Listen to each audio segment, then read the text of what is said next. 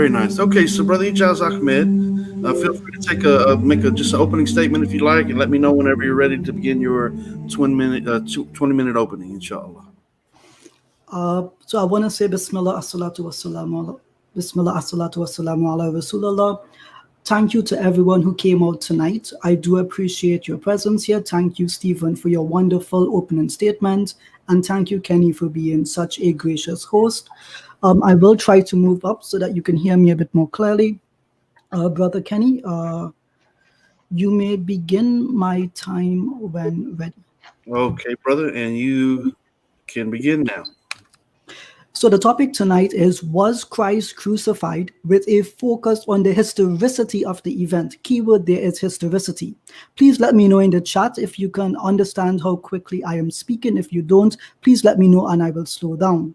As a Muslim, I've been told all my life that there were mountains of evidence for the crucifixion of Jesus, the son of Miriam. I've been told that all historians agree that this event was an undisputed fact. Eventually, I decided to look up these claims, and I found that they were not mountains, but rather sparse, non-contemporaneous claims primarily derived from a particular theological group's faith tradition. Some colleagues and I began live streaming on the EFDawah YouTube channel, and we quickly encountered a variety of Christians, apologists and scholars alike, who began to make statements which piqued our interest. This was an open forum. Any Christian could come on and give us the evidence for the crucifixion. Dr. Johnson McClatchy of Apologetics Academy argued that the historical testimonies of Flavius Josephus, Tacitus, and Lucian of Samosata were negligible as historical evidence. Dr. McClatchy further argued that the Gospels were the earliest historical evidence for the crucifixion, but also that the Gospel attributed to Mark, while being the earliest, was incomplete and had a lost ending of an undetermined length. Various other Christians argued that there was no smoking gun for the crucifixion. That person is Michael, and he is in the chat tonight, so he is contradicting himself, but rather a variety of cumulative evidences that support the idea of the crucifixion. To begin with, the Quran affirms that the death of Christ in history was made to appear this way. The clear Quran by Dr. Mustafa Khattab, which Stephen misquoted, says, "But they neither killed nor crucified him, it was only made to appear so." Curiously, the verse does not say that Allah made it appear so. The word shubbeha is an intransitive verb here. So there goes that argument, Stephen. It, referring to his death, was made to appear so. So, in other words, if we are to look at claims in history about the death of Jesus, we should expect to find that the records do say he was crucified. Therefore, if my interlocutor tonight was to claim that the Quran is in error, then this would not be a valid claim. For the Quran to be in error, it should say that the claim of the crucifixion in history does not exist. Since the opposite is the case, then the Quran is valid in what it says. For my interlocutor to argue against this passage of the Quran, he must therefore prove the claim that the Quran states the crucifixion of Jesus does not appear in historical sources. The Muslim has nothing to lose in this discussion, but rather everything to gain. Within the field of historiography, there is a subfield known as narratology. Professor John Gladys, a historian at Yale University, in his work, The Landscape of History, says on pages 47 and 48 about the sources which historians use. We interpret through our own distinctive viewpoints. It's here that imagination, even dramatization, is involved. Ultimately, though, the product must go before an audience, at which point one of several things may happen. The patrons may approve because what they see confirms their preconceptions.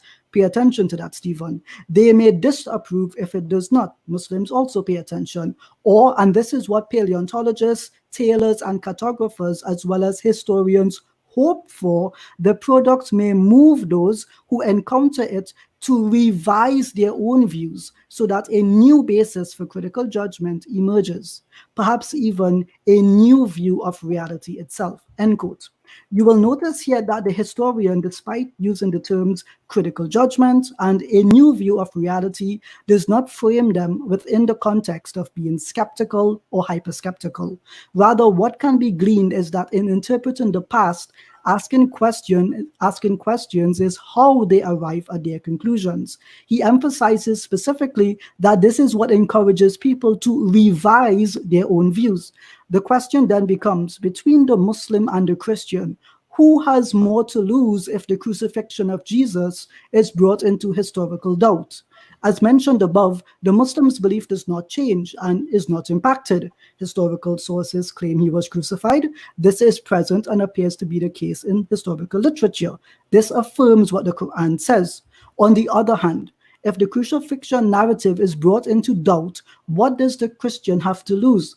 Everything. So if the question tonight is one of bias or about determining who is arguing through necessity for the defense of one's faith, then it is not the Muslim who needs to account for their belief, but rather the Christian. The Christian stands to lose everything if the crucifixion is in doubt. Please keep this essential point in mind as we work through our dialogue.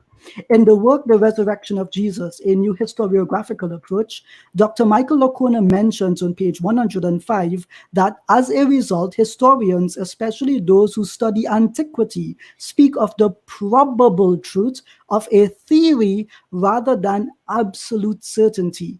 In other words, when historians determine an event to have occurred historically, they do so on a scale of probability as opposed to one of absolute certainty.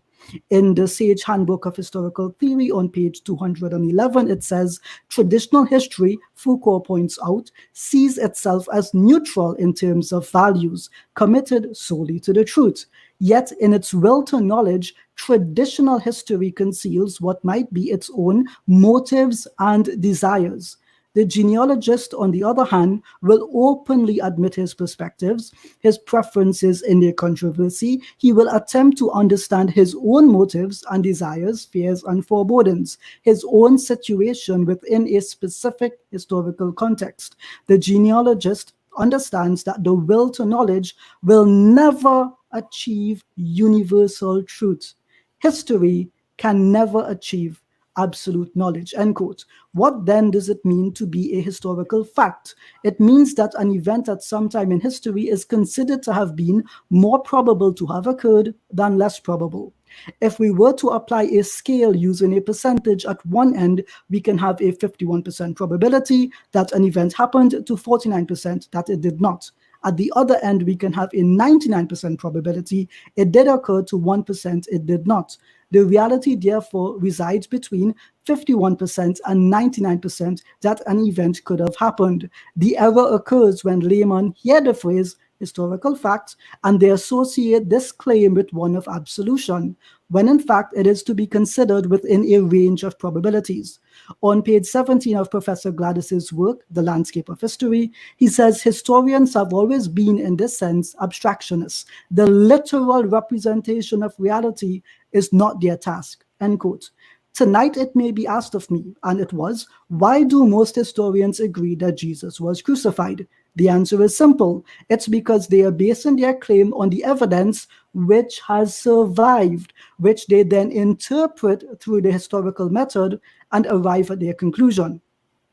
Professor Gladys further comments on page 41. He says, for historians too start with surviving structures, whether they be archives, artifacts, or even memories.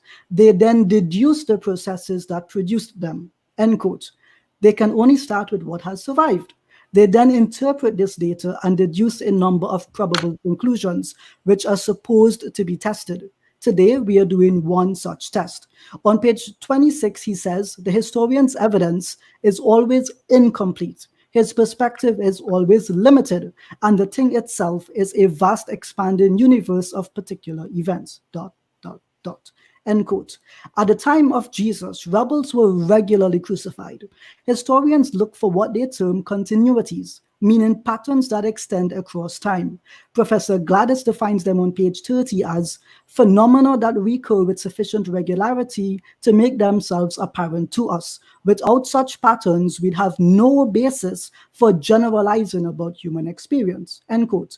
Given that Jesus was identified as a rebel in Mark chapter 14, verse 48, and was meant to be crucified alongside another rebel, Jesus Barabbas in Mark chapter 15, verse 7, historians use this continuity of the regular trend of crucifixion to propose that Jesus probably died through this method by virtue of being a rebel.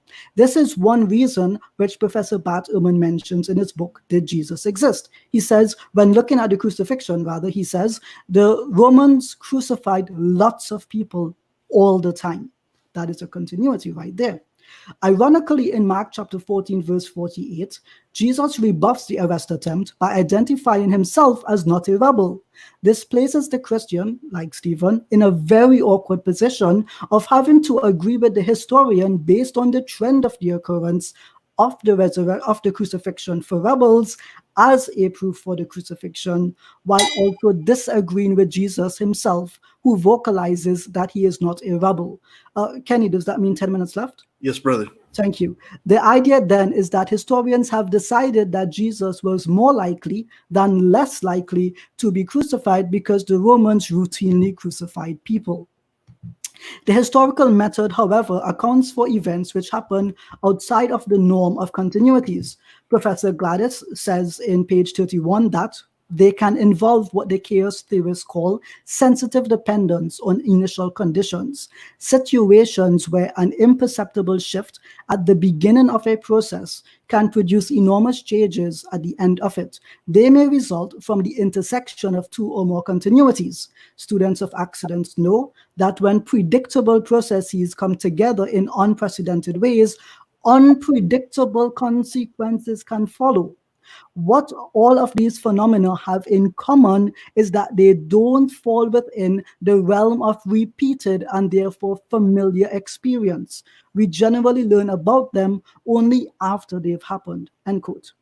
In other words, as Professor Gladys states on page 45, newly discovered evidence has to be compared with what's already known, end quote. By using this new evidence, we can also look at what Dr. Gary Habermas states in his work, The Historical Jesus, Ancient Evidence for the Life of Christ. On page 44, he references the use of the negative evidence principle. The principle is defined as when all the available evidence used to support the view that P is true is shown to be inadequate. End quote.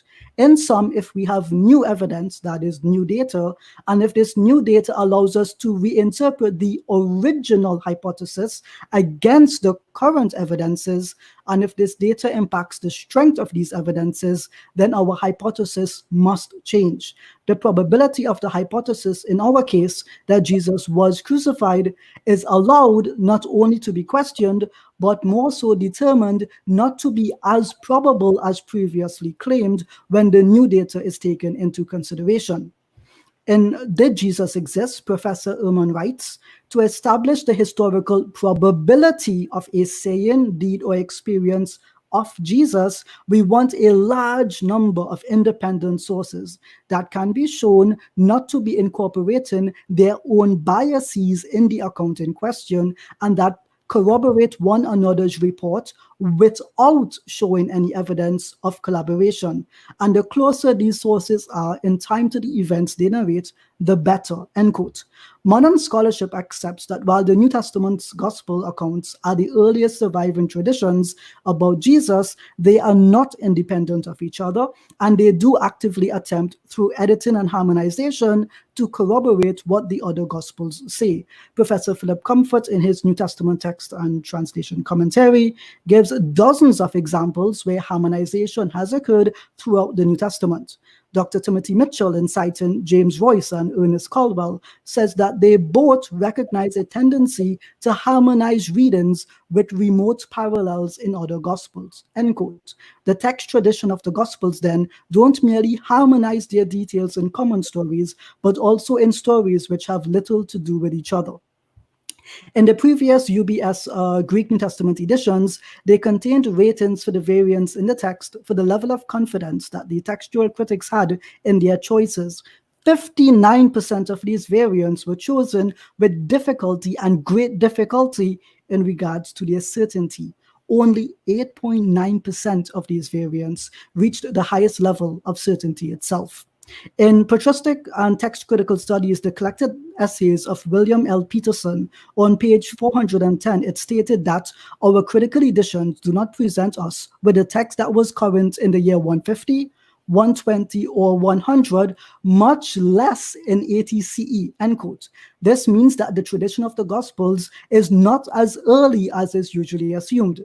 Roy Kotansky, in his work entitled The Early Papyri, Gospel Parallel Variants and the Text of the New Testament in the second century, which was published in Scribes and Their Remains, as edited by Professor Craig Evans and Jeremiah Johnson, argues convincingly that one can persuasively argue that the earliest period of the gospel text was not firmly fixed, but rather represented the product of much interpretive rewriting of tradition, end quote. He further states that this is Roy Kotansky. He further states that Helmut Koster reminds us that whatever the consequences, the first 100 years from the time of writing of the gospel autographs to the appearance of their initial papyrological record in the period of circa 200 CE represented a span when substantial revisions were not only possible, but highly likely, end quote. Historians then are doing the best they can with non-independent, edited, revised, reinterpreted, rewritten traditions spanning from the earliest period of the text of the Gospels. They can only realistically, as stated previously, make a decision based on what has survived, even with its severe and multiple defects. It is noteworthy that if the earlier sources preferred, then the Q document, which predates the Gospels entirely and which is based on the oral tradition, does not have Jesus predicting his death, dying a cross, or even being resurrected. Professor Dale Allison Jr. writes in his Jesus of Nazareth, Millenarian Prophet, on page 59, on the one hand, traditions that originated with Jesus were reformulated, translated, modified through additions, and given new meaning through secondary context, end quote. What then about the other criteria which scholars use to judge the historical Jesus? Embarrassment, discontinuity, and coherence. Professor Dale Allison Jr. writes in The Historical Christ and the Theological Jesus that a historian's Jesus is never just the consequences of reading sources through a screen of criteria. Rather, we conduct our intellectual rituals, that is, invent and or apply our criteria only after we have adopted some firm ideas about Jesus. Our criteria are less routes to our destination than ways of persuading others to end up where we have, end quote. Professor Dale says in the book again, Jesus of Nazareth, he remarks on page 2 that these criteria appeal to common sense, end quote. But he then says, reflection, however, creates more than a little unease. Coherence, for example, is a rather subjective thing. Two things that fit together according to one exegete may seem irreconcilable to another, end quote. On page 3, the issue is not whether we can find tensions, but whether they mean much. Consistency and inconsistency are very much in the eye of the beholder, end quote. And on page 4, the criterion of dissimilarity, whose implicit notion that the new is good may be the offspring of the modern idea of progress, is no less troublesome than the criterion of consistency. As others have remarked, it can at best tell us what was distinctive, not what was characteristic of Jesus, end quote. He then says, all too often, however, this similarity has been misused as a means of separating the authentic from the inauthentic. That is a way of eliminating items from the corpus of authentic materials, end quote. He says on page 5, beyond this, the objection of Morna Hooker, first raised 3 decades ago, this book was written in 1998, has never been successfully answered. We just do not know enough about first century Judaism or early Christianity to make the criterion very reliable, end quote. Finally, he says on page 6, whether or not one shares my misgivings about the similarity, coherence, and embarrassment, it is certain that they and other criteria have not led us into the promised land of scholarly consensus. If our tools were designated to overcome subjectivity and bring order to our discipline, then they have failed, end quote. And on page 7, apparently we must reconcile ourselves to the unhappy fact that our methods are defective and may often mislead us. End quote. As for the method I'm employing tonight, I am not making a new claim or a different one. Rather, I'm saying that it makes sense why the historians arrived at the conclusion they did, and I affirm that, as they say, these evidences have severe problems and issues which devalue the probability that the crucifixion occurred. In this sense, I have adopted, as Dr. Locona defines, methodical neutrality. In this method, I have looked at the claims and evidences that those who affirm the view that Jesus was crucified and found them to be applicable to the negative evidence principle as stated by Dr. Habermas. My interlocutor tonight presumes the Gospels are true and its message reliable, and so he has adopted methodical credulity, which bears the burden of proof. I am not offering a new hypothesis, but rather examining the current one on its own merits as advocated by those who accept it as true. That the gospel versions of events are the only narratives to survive do not necessitate that they are the best versions of what actually happened, or that they are the only narratives to have existed at all. Thank you. Yeah, alhamdulillah. And that was 20 minutes. Almost on time. Yeah, alhamdulillah. Great job. Great job, brother. Okay. All right. So, Stephen, whenever you're ready, let me reset the timer for the 10-minute first rebuttal. Okay, just give me a moment